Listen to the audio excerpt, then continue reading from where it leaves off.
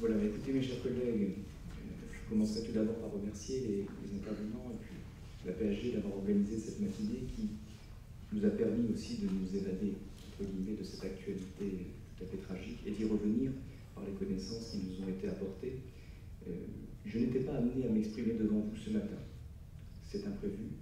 Cela m'a été demandé parce que les circonstances tragiques que nous avons découvertes pour certains d'entre nous hier soir et d'autres ce matin ont amené l'idée qu'un échange était nécessaire en qualité de référent académique sur la laïcité, chargé, vous savez, de cette pédagogie des valeurs, et peut-être de répondre dans les échanges que nous aurons à cette question: comment prendre en charge les élèves lundi matin lorsqu'ils poseront un certain nombre de questions et lorsqu'ils manifesteront un certain nombre de positions. Alors, la tâche n'est pas aisée, vous comprenez bien, tout d'abord parce que nous ne disposons pas d'informations officielles sur ces attentats. Nous n'avons, comme vous, que ce que nous avons pu entendre dans les médias. Et puis, délicate aussi parce que je parle sous réserve des instructions qui nous seront données par le ministère de l'Éducation nationale, très probablement dans les prochains jours. Que sait-on? Que sait-on exactement? Nous savons que les attentats ont frappé de façon indifférenciée. Et ça n'est pas un degré supplémentaire, évidemment, dans l'horreur. Il ne s'agit pas de mettre en concurrence les différents types d'attentats, mais c'est tout au moins une nouvelle modalité de lutte pour ceux qui utilisent ces moyens-là. Et cela nous place dans une situation, évidemment, tout à fait particulière avec les élèves, parce que nous sommes dans un climat d'émotion collective extrêmement fort, extrêmement prégnant. Et je pense que lundi, la première des choses qu'il sera nécessaire de faire, c'est de prendre en charge cette émotion collective que les élèves ressentent, bien évidemment, tout autant que nous. La prendre en charge, c'est la laisser s'exprimer. Non pas seulement pour que les élèves puissent parler, puissent évacuer une forme de tension, mais aussi pour que les élèves puissent en rendre compte, puissent la comprendre, puissent la mesurer à l'aune de ce que pensent leurs camarades également. L'idée, c'est qu'en partageant cette émotion, on puisse la dominer. Parce que ce que nous savons dans ces modalités qui ont frappé la France, c'est que l'un des objectifs des terroristes, c'est bien sûr de faire peur. C'est une évidence. Et que en parler, c'est dominer sa peur.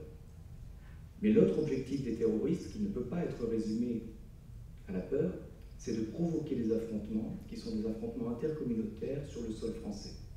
Les services de renseignement le disent régulièrement. L'objectif principal des terroristes aujourd'hui, lorsqu'ils frappent un pays comme le nôtre, c'est de provoquer des tensions, c'est de provoquer des conflits. Et parler, simplement parler avec les élèves, mettre à distance un certain nombre d'idées fausses, c'est permettre de faire pièce, d'une certaine mesure, à cet objectif. Et puis, vous l'avez vu, le mot guerre a été utilisé dans la presse notamment. C'est un mot avec lequel nous sommes évidemment très mal à l'aise dans l'éducation nationale. Si guerre il y a, elle ne peut être pour nous qu'une guerre des intelligences. Et avec les élèves, il est extrêmement important également de faire comprendre ce qui se joue. Faire comprendre, ça n'est pas seulement évidemment s'interroger sur les facteurs politiques, sociaux, économiques que vous mobilisez régulièrement dans vos cours. Faire comprendre, c'est aussi dominer, en nommant les choses, dominer l'incompréhension qui peut nous frapper et dominer les schémas de la pensée spontanée. Vous avez sans doute déjà lu dans les journaux qu'à Calais, un feu de joie aurait été allumé dans la jungle. C'est évidemment une fausse information. C'est un dysfonctionnement électrique qui a conduit à un incendie, mais déjà, des tentatives d'instrumentalisation, des tentatives de falsification de ce qui se passe sont en cours, et il nous appartient, dans l'école, d'amener les élèves à ne pas céder aux raccourcis de la pensée, de ne pas céder à des pulsions que l'on pourrait comprendre par ailleurs, qui peuvent tenir de la peur, de la colère, de l'outrage, et de mettre à distance un certain nombre de représentations. Parce que faire comprendre, ça n'est pas seulement amener les élèves à plus d'intelligence sur le mécanisme, mais je terminerai par là pour ne pas être trop long, faire comprendre, c'est aussi les amener dans une logique presque philosophique, les amener à comprendre que quand on assassine un être humain, c'est toute l'humanité qui est assassinée. Et c'est en ce sens, me semble-t-il, que l'éducation nationale peut être fidèle à sa mission, qui est bien d'éveiller les consciences sans jamais chercher à les diriger. Alors très concrètement maintenant, si vous souhaitez poser des questions sur la façon dont les choses peuvent se passer, voilà ce que je pouvais vous dire dans ma position ce matin en disposant des informations dont je dispose. Je vous écoute si vous souhaitez que nous ayons un échange.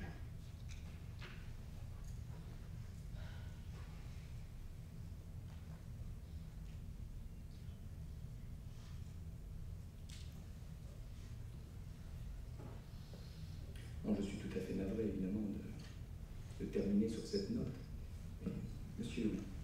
Je pense qu'on avait déjà eu le tour autour des attentats du janvier. On va avoir un certain nombre d'idées délirantes autour de la théorie du complot. Et c'est très compliqué de démonter le complot, puisque par définition, si on le démonte, on y participe. Monsieur. Donc, Oui. Alors, je ne sais pas si vous avez des pistes. Des pistes, simplement. Il existe un groupe de travail académique sur ces théories du complot, qui va vous proposer dans le courant de l'année un certain nombre d'outils. Deux choses, simplement deux choses. D'abord, pour que vous puissiez prendre en charge les théories complotistes devant les élèves, cela suppose, mais c'est une condition nécessaire, mais pas une condition suffisante malheureusement, cela suppose que vous connaissiez le complot auquel les élèves adhèrent, je dirais, de façon non pas raisonnée, mais de façon sentimentale. Alors, il y en a de multiples sortes. J'ai découvert les reptiliens, par exemple, dont j'ignorais l'existence, les Illuminati. Le complot qui revient souvent, c'est bien sûr le complot juif international, dont on sait évidemment à quel point il est présent chez certains de nos élèves. Mais la connaissance des thèses complotistes ne suffit pas, vous le rappelez avec raison, ne suffit pas à opérer un travail de décontamination, en quelque sorte, de nos élèves. Et donc, il y a une deuxième condition à réunir, c'est de s'accorder du temps pour aboutir à un travail sur la raison critique de nos élèves. Et là, vous ne pouvez pas répondre au complot immédiatement, sauf à renforcer les conceptions des élèves. Un élément pour les professeurs d'histoire-géographie que nous sommes, un élément. Les logiques complotistes reposent sur l'abolition des distances et du temps. Les liens de causalité dans les logiques complotistes s'extraient de toute réalité historique. Autrement dit, c'est parce que Ravaillac a assassiné Henri IV que le 5 mai 1789 s'ouvrent les États généraux. Ça n'a absolument aucune logique, mais tout est prévu.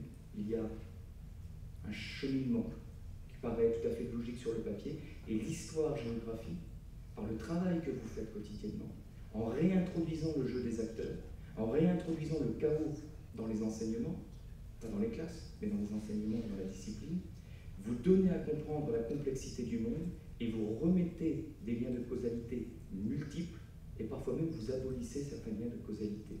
Donc vous êtes à même, dans un travail de très longue haleine, de faire comprendre aux élèves que l'abolition de ces causalités ne repose sur aucun fondement scientifique. Et on en revient donc toujours à cette même question, qui est celle sur laquelle nous travaillons maintenant depuis des décennies, qui est que l'école est là pour apporter aux élèves des savoirs objectifs, qui sont des savoirs construits, mais aussi leur permettre de distinguer ce qui relève d'un savoir construit de ce qui relève d'une opinion. Et ce à quoi nous nous heurtons aujourd'hui, c'est cette grande confusion chez nos élèves entre ce qui relève de l'opinion et ce qui relève du savoir, ce qui relève éventuellement d'une logique d'argumentation ou de rhétorique et ce qui relève d'une logique de démonstration scientifique. Et cette confusion, c'est une confusion dans les termes. Pensons à la théorie de l'évolution, que nos élèves considèrent comme une théorie parmi d'autres, alors que le terme théorie renvoie à une autre idée, bien évidemment. C'est aussi une confusion dans les démarches, nos élèves étant convaincus, par exemple, pour une partie d'entre eux, que l'on trouve le savoir sur Internet, sur les réseaux sociaux, alors qu'on y trouve éventuellement, et dans le meilleur des cas, que des informations. Mais là, je ne peux vous appeler qu'à prendre le temps de construire avec les élèves, comme nous le faisons, un rapport à la complexité du réel qui soit un rapport bâti sur des faits objectifs.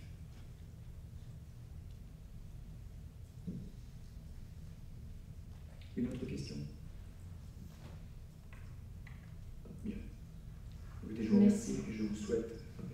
courage pour la reprise des élèves. Si des questions venaient à s'exprimer, évidemment, lorsque vous aurez vu les élèves, n'hésitez pas à solliciter, je parle évidemment là avec mes collègues, n'hésitez pas à solliciter vos inspecteurs de façon à ce que nous puissions vous apporter également le soutien qui est nécessaire dans cette période difficile.